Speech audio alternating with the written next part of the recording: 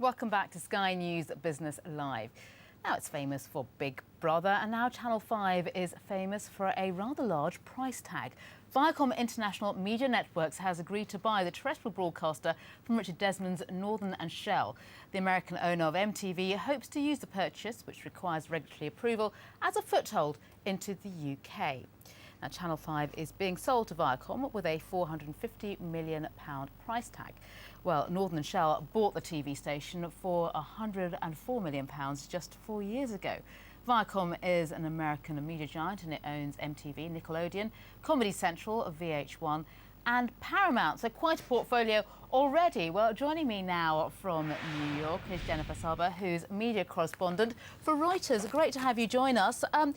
What do Viacom want with our little old Channel 5? I'm sorry, say that one more time. I said, why did Viacom want our little Channel 5? Why? Well, I mean, it's actually their biggest deal that they've made since they split from CBS in 2006. And basically, it's going to give them a toehold, you know, in Britain and also globally. And then they can use it to tap new ideas for programming that they can bring back to the U.S. and also export, you know, out across the world. And is this creating waves over there? Because, of course, big news for us here in the UK, one of our main terrestrial channels. But you think in America it wouldn't actually create that much noise?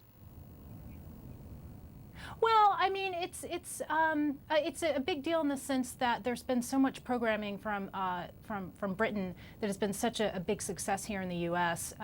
The Office, for example, or American Idol.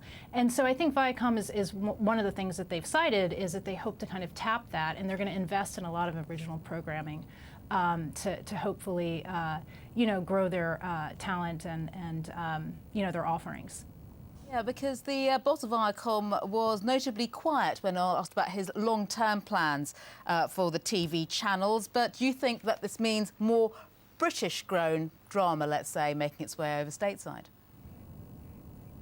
Well, probably. That would be my guess because, you know, and the other thing that they can do as well is they can import some of the American program that they have to Britain. For example, Milkshake, I think, is a kids programming block over there, and they can, you know, cross-market Nickelodeon, which has like SpongeBob SquarePants, etc. And so there are a lot of ways that they can use their material also, you know, over in Britain. And in terms of ad sales as well, I mean, that's created some waves over here because, of course, Viacom actually works with Sky B, the owner of Sky News. So it's been suggested here that one of the winners out of this might be Sky B. Well, so Sky B handles the ad sales for Viacom's, you know, MTV, Comedy Central, etc. in Great Britain. But it's my understanding that it will be completely separate from Channel 5. Channel 5 will maintain its own sales force. OK, and in terms of what this means in terms of going forward, it's interesting to see exactly what's going to happen because there's a total of, what, 6 channels under the Channel 5 umbrella. Could some of them become, say, pay channels or something like that?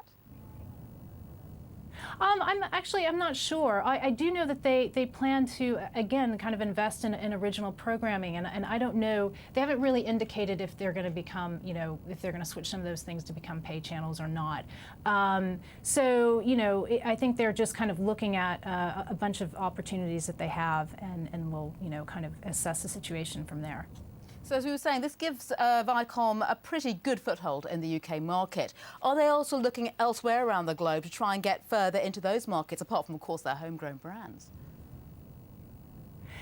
Yeah, I mean, I think, again, they tend to do small targeted deals, and this, like I said, is the largest deal that they've done so far since they split off from broadcaster CBS. So I think what they do is they take a look at, you know, things that come up, but I think they're pretty choosy about what they're going to go after. But, you know, international expansion is a big thing here for a lot of media companies in the U.S., so I suspect they'll be, you know, looking at other things that pop up. And the price tag, £450 million. I mean, that's what, about 4 times what the current owner paid for Channel 5 just a few years ago. Has that raised some eyebrows? I have no idea. I mean, I think from Viacom's perspective, they said it was a good deal. It certainly seems to be a good deal for Richard Desmond and his group. And so, I mean, to kind of put it into scheme, put it into a larger perspective. I mean, it's a big deal for Viacom, but it's not, it's not the biggest thing that's happened. So, some waves there. Jennifer, we're going to leave it there. Thank you for joining us there from New York. That's almost all we've got time for this evening. But before I go, here's my number of the day. It's £110 million. That's how much the fashion chain Fat Face is hoping to raise when it makes its stock market debut later this month. As the latest in a string of retail flotations, it does raise suspicions that perhaps we could be looking at a bubble, maybe. Well, you've been watching Sky News Business Live. If you've missed any of this evening's interviews, they are all on the Sky News for iPad app. I'll see you next week. Next up here on Sky News, all the top stories. Stay with us.